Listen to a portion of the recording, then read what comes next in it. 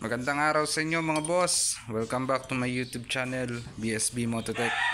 Salamat po sa lahat na nagsusubscribe sa ating YouTube channel. Nasa 38,000 subscribers na po tayo. Yan. Anyway, share ko lang tong video na to. Sa mga nabili ng second manong motor, o yung second hand na unit, gaya nitong Mi Sporty na to. Ayan. Second hand siya nabili. Ayan. Para maiwasan natin yung mga gastusin, so kailangan ma-check natin ang ayos yung unit bago bilhin. Madali lang naman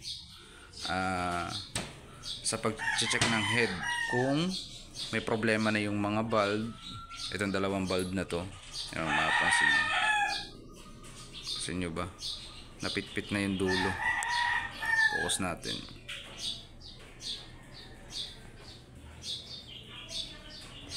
Focus.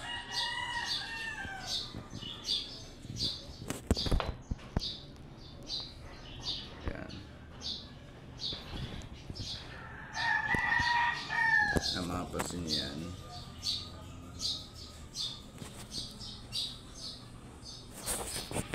Ayaw mag-focus. Ayan, dito. Pansin nyo yan, pit-pit yung dulo, tapos naka-grind. Ito kasi dati galing siguro to ng mga ginagawang racing tsaka naka-cams dati. Kung mapapansin nyo din dito sa ating valve spring, naka high tension yan.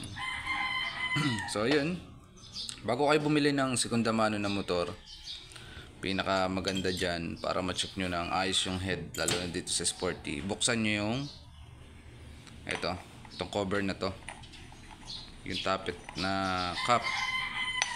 Ayan, bubuksan nyo lang yan, o kaya magsama kayo ng mekaniko.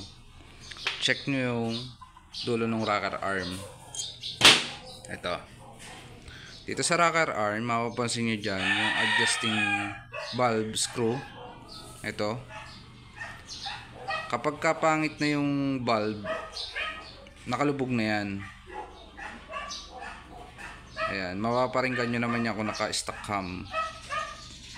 Kapag ganyan yung senaryo na nakalubog na ganyan yung bulb, ibig sabihin nun, yung mismong bulb, intake or exhaust, ay ubos na yung pinaka bulb base nya. Ito yon. Ayan, lubog na. So, papalitin na ng bulb yun kapag ganon. Ayan, pansin nyo ba? Ubos na. So, magpapalit na. Ganun lang. Sa rocker arm makikita kung ubos na yung bulb. Yan yung adjust. So, mamaya papakita ko yung adjust na bago yung nakakabit. Kaganyan na yung adjust, ubos na yung pinaka bulb base nya. So ito naman, ito bago to, ito genuine parts ni Yamaha, kakabit natin. Yan o, pansin nyo ba yung bulb base nya, yan o.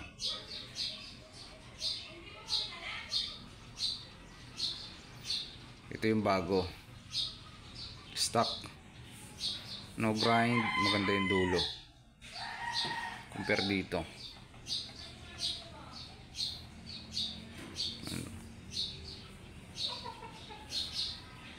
Yan. Kung bibili kayo ng segunda mano na motor, magsama kayo ng mekaniko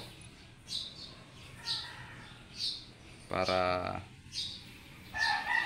hindi kayo matalo. Kasi kung bibili nyo yung unit ng mabilisan, marami rin kayong ipagagawa. Mahal din naman yung mga parts at saka yung pagbiyak ng makina. Ayan. So unang-una, titingnan nyo yung kondisyon ng makina kapag bibili kayo ng segunda mano. Kung maingay, minalagitik, ganyan. Una-una yung papel. Kailangan okay yung ORCR. Legit yung pinaka paper nya. Yan, papalitan to nga pala natin ng ano, ng valve seal at saka ng intake and exhaust valve. Yan, ito yung intake and exhaust valve. Ito. Bago po yan. At saka yung ating top gasket. Ito. So kung mapapansin nyo dito sa mismong chamber nya, saan ba yung intake? Yan. Yung intake valve, pansinin nyo ha kung gaano yung lutang ng bago. Ito yung intake. Ayan, ito smooth. Ayan. Lubog na lubog. Ubos na ubos na. Yung gilid ng valve. Yan o, nakalubog. Ang dami niyang carbon deposit. Salpak naman natin yung bago. So yun no, medyo madalang akong makapag-upload ngayon kasi nasira nga pala yung laptop ko na ginagamit. Kaya kung mapapansin nyo dun sa video, wala na akong mga edit. Basta pagka nag-video ko, isang diretsohan na lang, ayun, upload na kagad. Hindi ko pa napapagawa yung laptop. Kasabay-sabay. Tapos nawala pa yung charger ko ng aking camera. Kabibili lang ulit.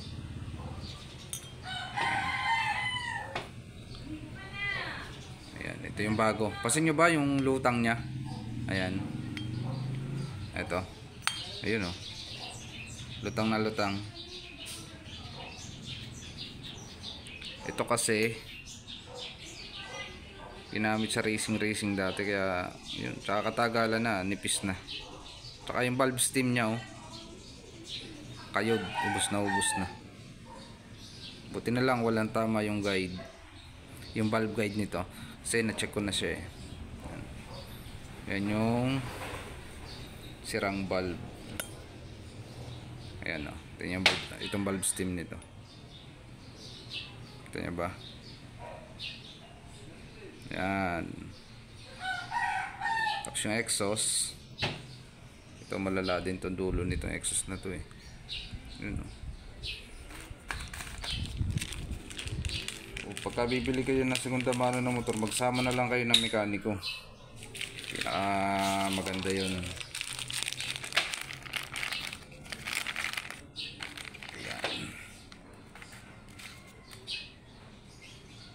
Yan.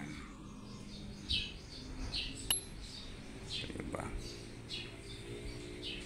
Ito ginagawa lang yung grind na ganyan kapag nagkakameron tayo ng tinatawag na high lead. Naglalagay. Yan, pinapababa yung valve para mag-adjust ng ayos yung ating valve screw. Ito, adjusting tappet screw na to.